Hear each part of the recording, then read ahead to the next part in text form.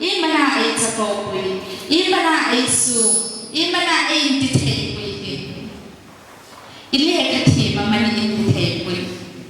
isum hawa mani intithepui khang hai kha intithepui kha tak no ai intithepui ning ai chapopui ning chu Isu Krista sandam tu ni lai ban ro pui na chang se amen.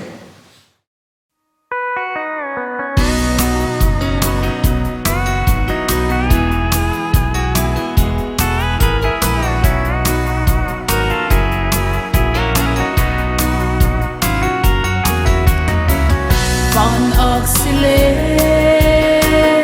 til siam te khem pe tui pitele tang te kilo a hoi na te sui se hilo tua te sangi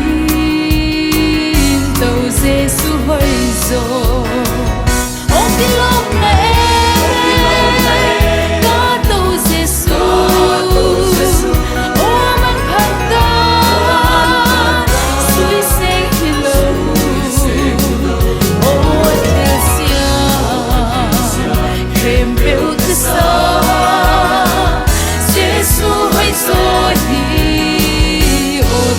sangin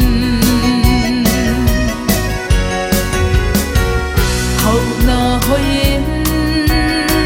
siam na song hoi nung tap na di I gel te song in le lo le nei le lam song qua te sangin tâu Giêsu hoi zo o kilom na ta tâu Giêsu o man phang ta sui se kilo o te sia kem peu te sa Giêsu hoi zo hi o tua te sangin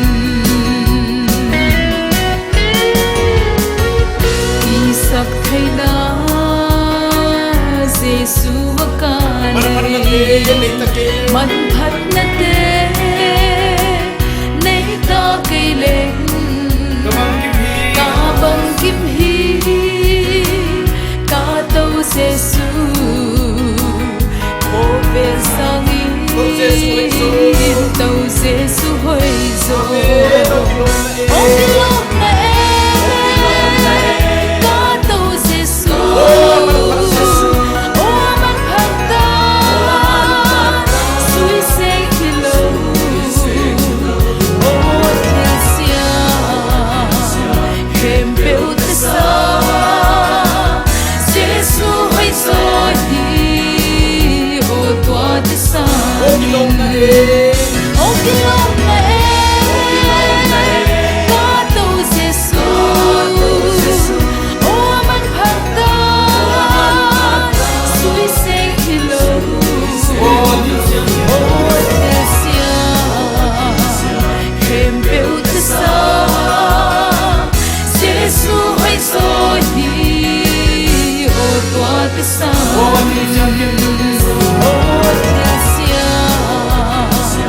Kem peu te sa